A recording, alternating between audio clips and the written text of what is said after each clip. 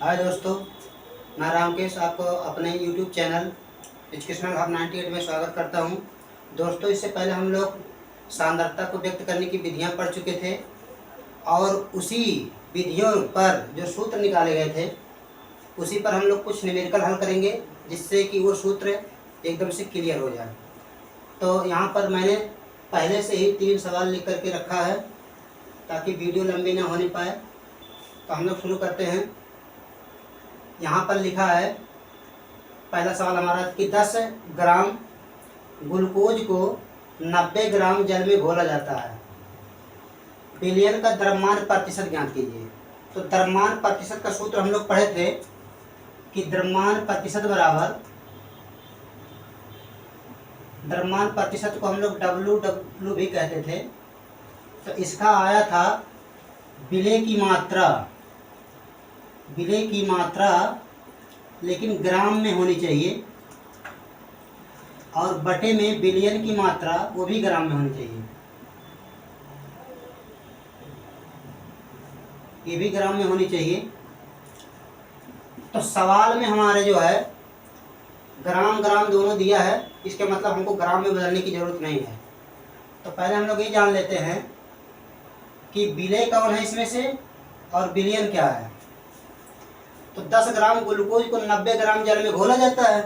तो हम लोग जानते हैं पहले कि जल सदैव विलायक है, तो इसका मतलब 90 ग्राम जो है विलायक है। विलायक हमारा क्या बना? जल। तो विलायक जो है वो 90 ग्राम है। विलायक 90 ग्राम हो गया। कौन घुल रहा है? ग्लूकोज घुल रहा है। तो ग्लूकोज जो हमारा हुआ वो कितना ग्राम है?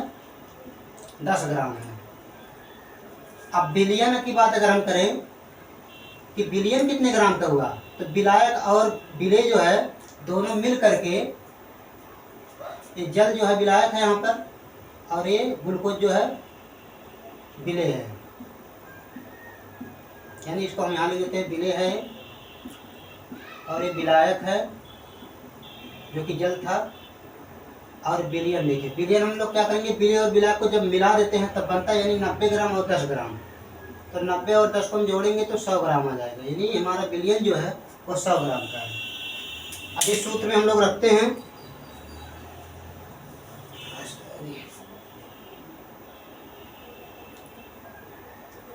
अब इस सूत्र में हम लोग रख करके इसको लगाएंगे। तो डब्ल्यू लिखेंगे बराबर, यहाँ गुणे 100 लगाना नहीं बोलते हैं क्योंकि प्रतिशत हमको निकालना है। तो विलय की मात्रा कितना है?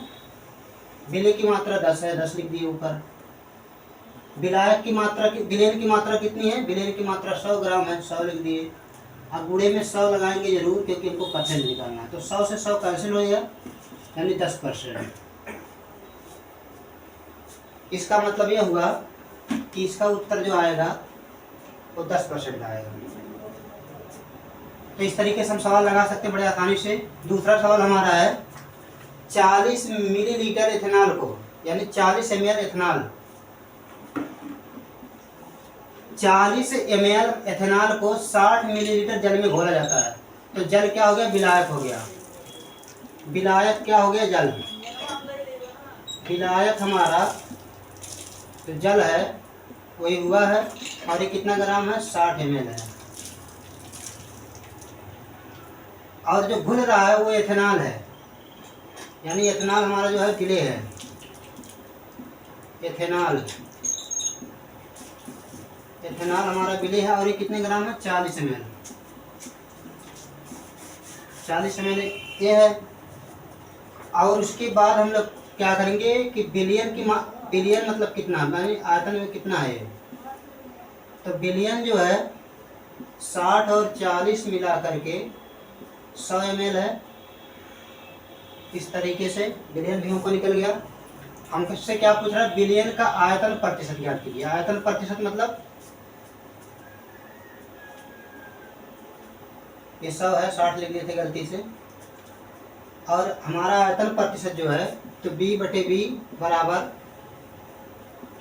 विलय का आयतन, यानी विलय का मात्रा आयतन में होनी चाहिए।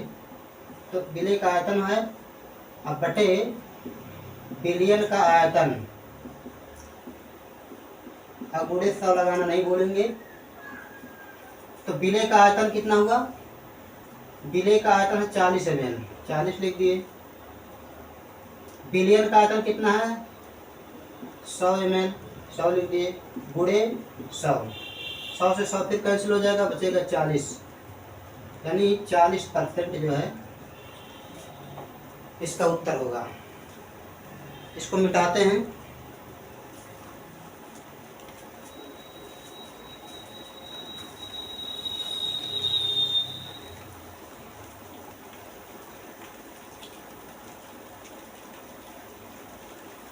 इसको भी मिटा देते हैं। तीसरा नंबर का सवाल लगाते हैं। इसमें देखिए एथिलीन ग्लाइकॉल के मोल अंश की गणना करना है। किसके मोल अंश की? एथिलीन ग्लाइकॉल की, यानी इसके मोल अंश की गणना करना है। एथिलीन ग्लाइकॉल, इसके मोल अंश की हमको गणना करना है। ठीक है, तो मोल अंश की गणना करना है। और कहा क्या है कि यदि विलयन में ग्लाइकॉल का 20% द्रव्यमान उपस्थित हो, यानी ग्लाइकॉल 20% उपस्थित है, तो ग्लाइकॉल जो है 20% उपस्थित है, इसका मतलब 20 ग्राम उपस्थित होगा। और पूरा विलयन जो है वो 100 ग्राम का होगा। जब ग्लाइकॉल 20 है, विलयन 100 ग्राम का है, तो जाहिर की बात है कि जो विलायक हमारा आएगा वो 80 ग्राम का होगा। फिर से एक बात समझते हैं। तरह एथिलीन ग्लाइकॉल के मोल अंश की गणना करो, यानी एथिलीन ग्लाइकॉल जो है किसी में घोला गया है। अब किस चीज़ में घोला गया है ये यहाँ पर जिक्र नहीं हुआ है। जब जिक्र नहीं होगा तो उसको हम अपने आप में जल ही मान के चलेंगे। तो इसके मतलब ये हुआ कि विलायक जो होगा वो जल ही होगा, विलायक जल होगा। और ग्लाइकॉल को उसमें घोला गया है, तो जल और ग्लाइकॉल दोनों मिलकर के विलयन बने होंगे। तो प्रतिशत में मान इसका दिया है, प्रतिशत में 20% दिया, ग्लाइकॉल की 20% घुला हुआ है, मतलब इसका द्रव्यमान प्रतिशत समझ लीजिए कि 20% दिया है। तो पूरा विलयन जो होगा अपने आप में 100%, तो पूरा विलयन अपने आप में 100% हो गया। तो 20% तो ग्लाइकॉल कन्फर्म हो गया, तो 80 ग्राम जल बचेगा, क्योंकि द्रव्यमान प्रतिशत है, ग्राम ग्राम में सब रहेगा। द्रव्यमान प्रतिशत मतलब हम लोग जान चुके हैं WW, ये भी द्रव्यमान है, तो दोनों द्रव्यमान में होंगे, यानी ये भी ग्राम में होगा, ये भी ग्राम में होगा, यानी सबके सब ग्राम में होंगे। तो यहाँ तक तो हमें समझ में आ गया। हमसे मोल अंश पूछ रहा है, तो हमको पता है कि मोल अंश जिस चीज़ का निकालना होता है, मतलब अवयव पदार्थ का, यानी अवयव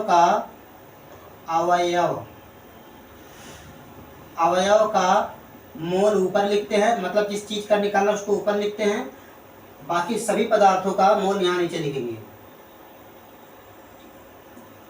सभी पदार्थों का यानी सभी अवयव का मोल, सभी अवयवों का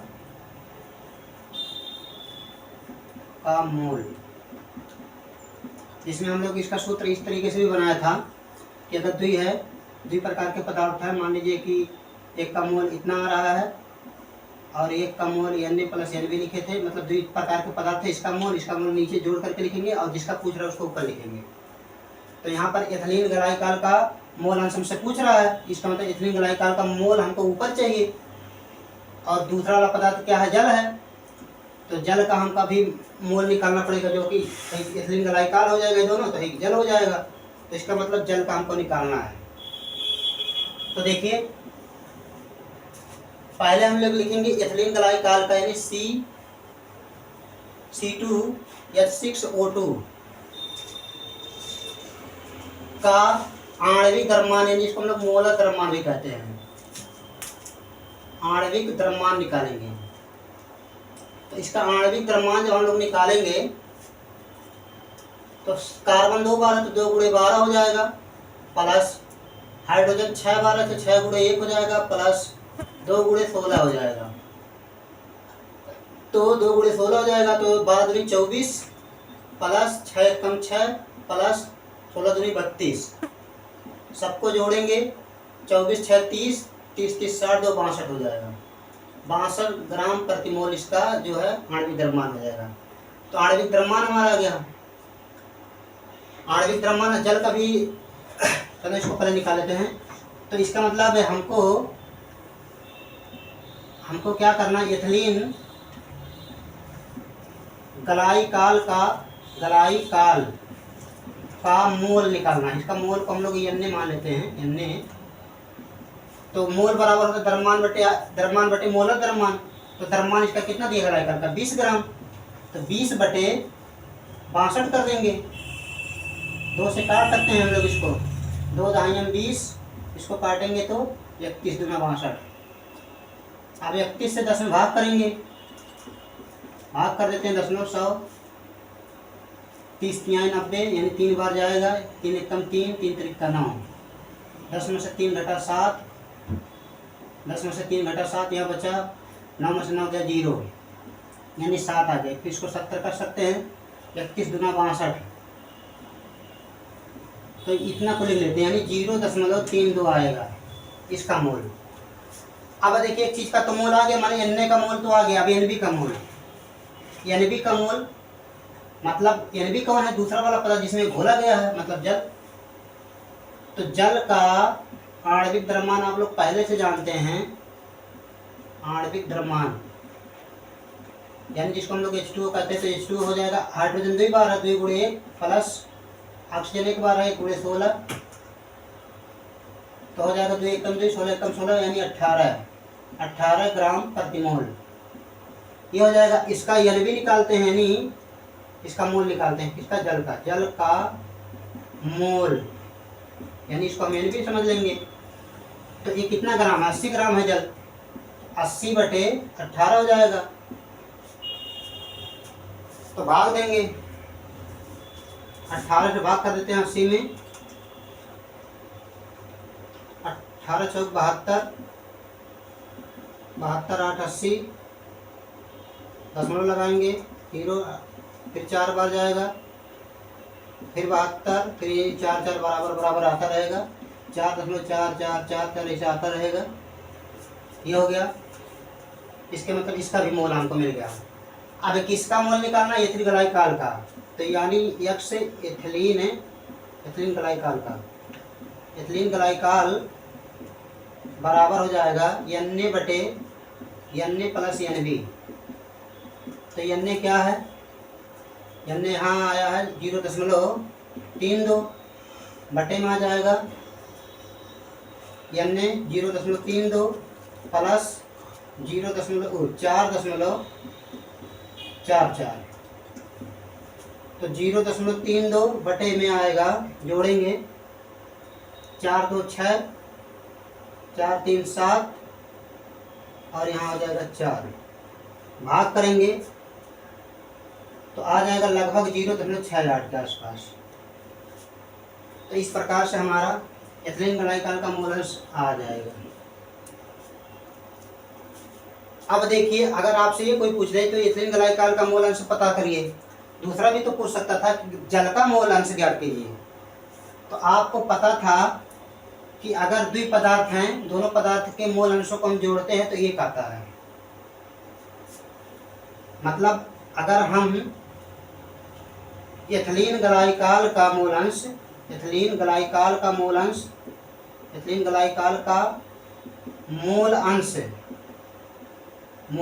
को जोड़ते हैं जल के मोल अंश के साथ, जल का मोल अंश, तो एक आएगा। एथिलीन गलाइकाल का मोल अंश तो हमको मिल गया 0.68, तो 0.68 लिख देंगे प्लस H2O का मोल अंश बराबर 1 लिखेंगे, इधर जाएगा 75 करके, तो H2O का मोल अंश बराबर हो जाएगा 1 माइनस 0.68, घटाएंगे इसको तो 1.00 हम लिख ही सकते हैं, फिर लिखेंगे 0.68, 10 में से 8 गया 2, 9 में से 6 गया 3, और यहाँ बचेगा 0, यानी 0.32 इतना आ जाएगा इसका दूसरे वाले का। अगर आप चाहें तो इसी सूत्र पर रख कर लगाएंगे तब भी नहीं आएगा। तो इस प्रकार से हम लोग देखें क्या क्या निकालना, मोल अंश निकालना सीख गए। इस तरीके से निकालेंगे हम लोग। अगर द्रव्यमान प्रतिशत में कोई चीज़ दिया है तो जो घुल रहा है, जैसे यहाँ पर दिया है कि 20% जो है एथिलीन ग्लाइकॉल के मोल अंश की गणना करना है। यदि विलयन में एथिलीन ग्लाइकॉल का 20% द्रव्यमान उपस्थित है, इसके मतलब एथिलीन ग्लाइकॉल 20 ग्राम घुला हुआ है, तो 20 ग्राम ये घुला हुआ है तो 80 ग्राम जल होगा, तो दोनों को मिला के 100 ग्राम होगा, क्योंकि पूरा विलयन हमेशा 100% होता है। तो इस प्रकार से हम अगला सवाल लगाएंगे।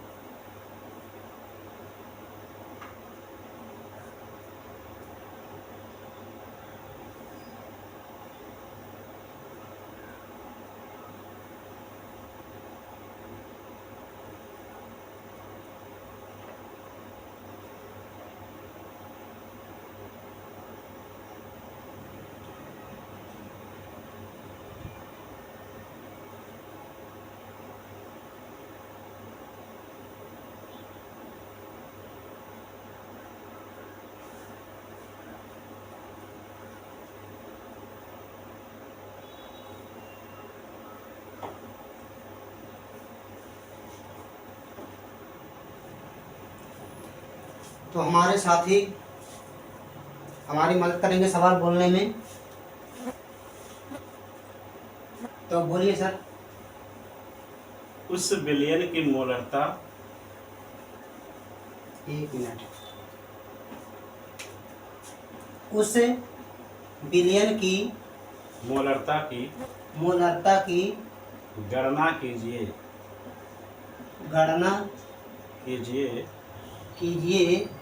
जिसमें 5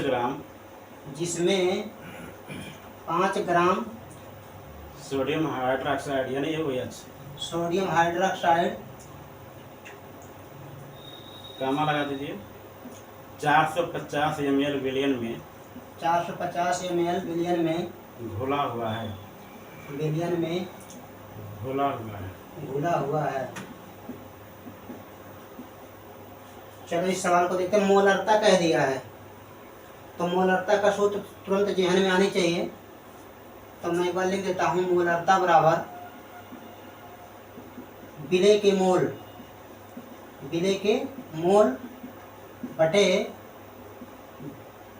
बटे विलयन का आयतन होना चाहिए, वो भी लीटर में होनी चाहिए, लीटर में। तो विलय का मोल पहले पता है नहीं कहीं दिया, विलय का मोल नहीं दिया है, बल्कि विलय का दिया 5 ग्राम दिया sodium hydroxide. 450 gram sodium hydroxide है, उसको 450 मिलीलीटर के किसी विलयन में घोल दिया गया। तो इसका मतलब यह हुआ कि विलय कौन है, विलय सोडियम हाइड्रोक्साइड है। तो विलय मतलब सोडियम हाइड्रोक्साइड का पहले हमको मोल निकालना पड़ेगा। तो सोडियम हाइड्रोक्साइड का पहला आणविक द्रव्यमान निकालेंगे। आणविक द्रव्यमान इसका हो जाएगा, सोडियम 1 बार है तो 1 गुणे 23 प्लस ऑक्सीजन 1 बार है तो 1 गुणे 16 प्लस हाइड्रोजन 1 बार है तो 1 गुणे 1। 23 से कम 23, 16 एक कम 16, 1 एक कम 1, तो 16 एक 17, 17 3 20, 20 20 40। इसके तो इसका आणविक द्रव्यमान 40 है। अब द्रव्यमान मतलब NaOH का द्रव्यमान भी दिया है, द्रव्यमान तो दिया है 5 ग्राम। तो सोडियम हाइड्रोक्साइड के हम लोग मोल निकाल सकते हैं। मोल बराबर द्रव्यमान बटे मोलर द्रव्यमान। तो द्रव्यमान कितना दिया 5, मोलर द्रव्यमान 40 आ गया। तो 5 एक कम 5, 5 बटे 40 यानी 8 से हम लोग क्या करेंगे, 1 में भाग करेंगे। 10 में बढ़ाएंगे, 10 नहीं भाग जाएगा, 0 100। तो कितनी बार जाएगा, 1 मिनट गलत हो गया। यहाँ 10 में बढ़ाया 10 हुआ तो भाग जाएगा। 8 एक कम 8, 2 हो जाएगा, 20 हो जाएगा। 8 दूनी 16, 4 हो जाएगा 40, 8 पंजे 40, यानी 0.125 आएगा, इतना ग्राम प्रति मोल आएगा। तो ये भैया सोडियम हाइड्रोक्साइड के मोल आ गए, मतलब विलेय के मोल हमको पता चल गया। तो मोलरता बराबर विलेय के मोल कितना दिया, 0.125 दिया है, बटे आ गया। बिलियन का आयतन होनी चाहिए, तो बिलियन का आयतन 450 मिलीलीटर में दिया है, तो उसको हमको लीटर में बदलना पड़ेगा। तो 450 यहाँ हम लिख देते हैं, अब बटे में 1000 कर देंगे तो ये लीटर में बदल जाएगा। तो इसका गुणा इसमें करेंगे तो 0.125 गुणे 1000 हो जाएगा। अब बटे में आएगा 450, तो एक 0 से 0 काटेंगे, 100 से गुणा करेंगे तो ये 12.5 हो जाएगा, बटे 45। 5 से तो कन्फर्म में कट जाएगा, तो 5 से काटेंगे इसको, 5 9 45, 5 से इसको काटेंगे, 5 दूनी 10 और 5 25, यानी 2.5 बटे 9। अब क्या करेंगे, ऊपर नीचे 10 से अगर हम गुणा करें तो 25 बटे 9 हो जाएगा, 25 बटे 90, 10 से ऊपर नीचे गुणा करेंगे। अब 90 से यानी 5 से भी अभी एक कटेगा, तो 5 पचे 25, 5 एक कम 5 और 4 यहाँ चला जाएगा, 5 बटे 40, यानी 5 बटे 18 हो गया। तो 5 बटे 18 हो गया, यानी 5 में हम 18 से भाग करेंगे, 10 में बढ़ाएंगे 50, 18 दूनी 36, तो 36 और 14 50, 14 के 140 हो जाएगा। कहीं गड़बड़ी है का, एक मिनट, इसको फिर से कर देते हैं।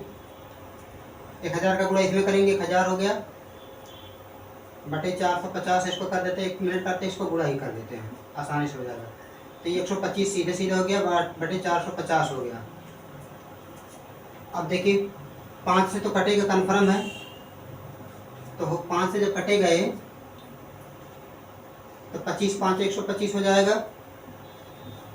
अभी 5 से कटेगा, 5 9 45, 90 हो जाएगा। फिर 5 से कटेगा ये, फिर 5 से काटिए, 5 पचे 25, 18 पचे 90, तो 5 में हम 18 से भाग करेंगे, तो यहाँ तो भाग कर रहे थे,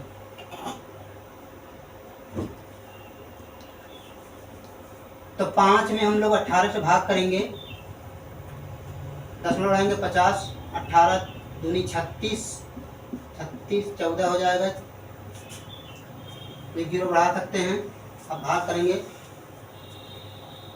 18 खाते 126, ये हो जाएगा, 10 में से 6 गया 4,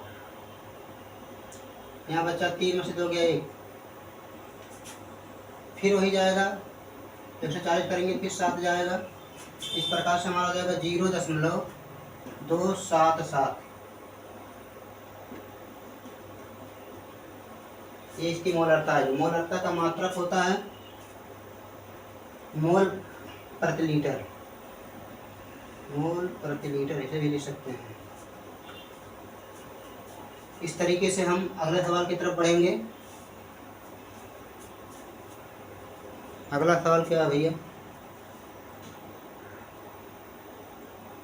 ये वाला, ये वाला।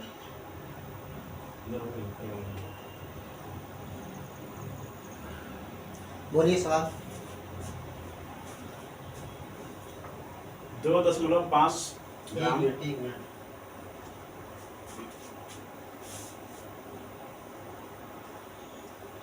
देखिए कभी कभी क्या होता है कि हम लास्ट वाला अंक जो है, अगर हमको 3 अंक तक शुद्ध करना है या 4 अंक तक शुद्ध करना है, तो 5 से बड़ा है छोटा, इसको हम बढ़ा सकते हैं, हालांकि कोई जरूरत नहीं, इसे रहने दीजिए।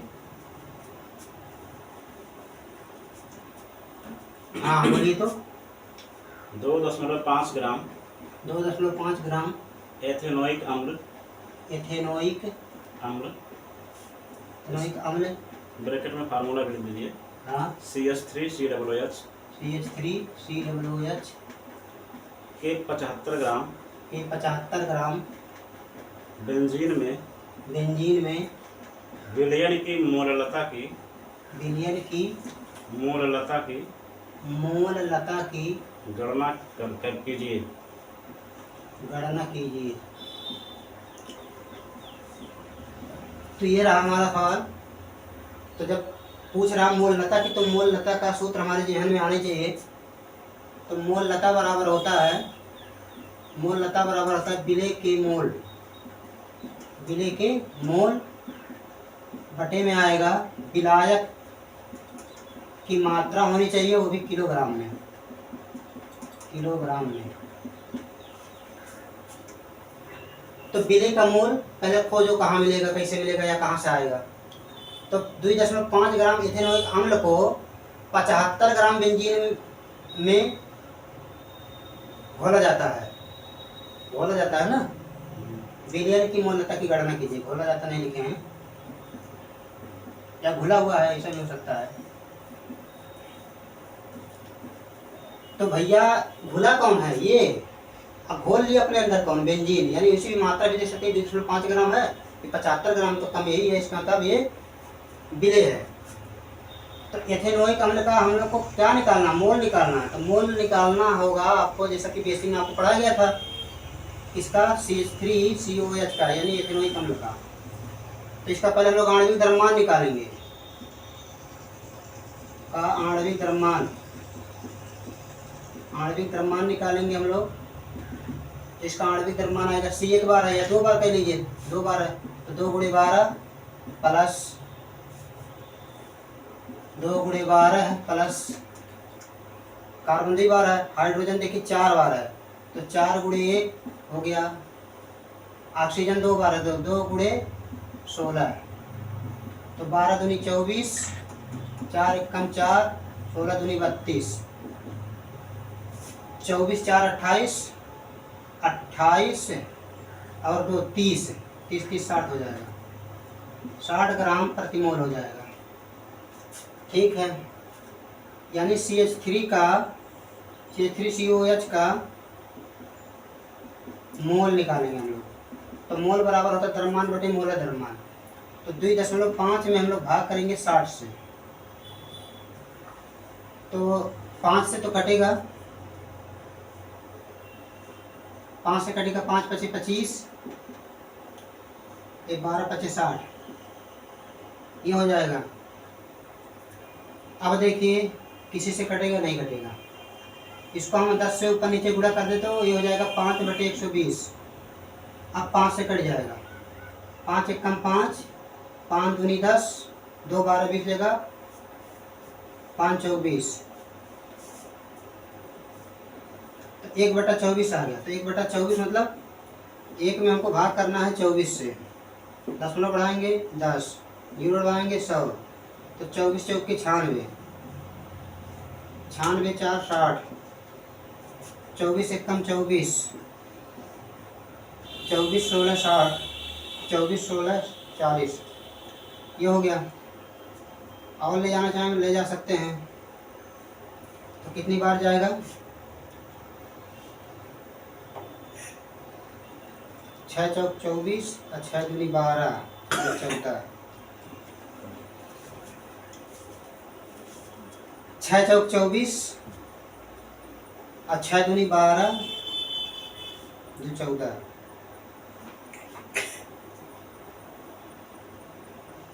6 से ले जाते हैं, 6 चौक 24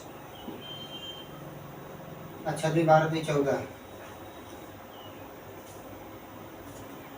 तो इस प्रकार से हमारा आ जाएगा 0.416, ये हो गया, इसका मोल आ गया। इसकी जगह हम लिखते हैं विलायक की मात्रा किलोग्राम में होनी चाहिए। तो विलायक की मात्रा किलोग्राम में होनी चाहिए, यानी हमको लिखना CH3COOH का मोलरता, का मोललता बराबर विलेय का मोल कितना आया, 0.416 आ गया, बटे विलायक की मात्रा किलोग्राम में होनी चाहिए। विलायक की मात्रा किलोग्राम में, यहाँ देखिए ग्राम में दिया लेकिन किलोग्राम में नहीं दिया, तो 75/1000। इसका गुणा इसमें कर देंगे, तो दशमलव खत्म हो जाएगा, 3 अंक इधर, 3 जीरो इधर, 3 अंक इधर खत्म हो जाएगा, यानी 416/75 हो जाएगा। अब भाग कर देंगे, जो आएगा वही आंसर होगा।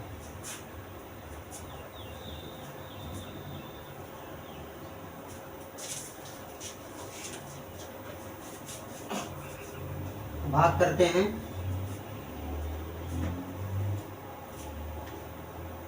पचहत्तर से भाग करेंगे 416 में, तो देखिए कितनी बार जाएगा, 7 बार ले जाते हैं। 7 × 5 = 35, 7 × 7 = 49, बहुत ज़्यादा हो जाएगा। 6 बार, 6 × 5 = 30, 6 × 7 = 42, 3 × 48, फिर भी ज़्यादा हो रहा। 5 बार, 5 × 25, 5 × 7 = 35, 2 × 37, 6 में से 5 घटा 1, 11 में से 7 घटा 4, यानी 41 हो जाएगा। अब भागना जाएगा 0.410, फिर 5 बार जाएगा, 375, 10 में से 5 गया 5, 10 में से 7 गया 3, 35 हो जाएगा, ये हो जाएगा। अब 4 बार ले जाते हैं, 4 × 5 = 20 के शून्य, 4 × 7 = 28, तो 30। तो इस प्रकार से हमारा आ जाएगा 5.54। इसका मात्रक क्या रहेगा, मात्रक रहेगा, मोल है तो मोल हो गया, प्रति है ग्राम है तो यानी किलोग्राम। तो हमने इस वीडियो में लगभग सभी प्रकार के न्यूमेरिकल को कवर किए, जितना कि सूत्र आपको बताया गया था। इसको आप कंठस्थ, मतलब इसको आप देख लीजिएगा, दोबारा तिबारा करके देखिएगा, वीडियो को रिपीट करके देखिएगा। धन्यवाद।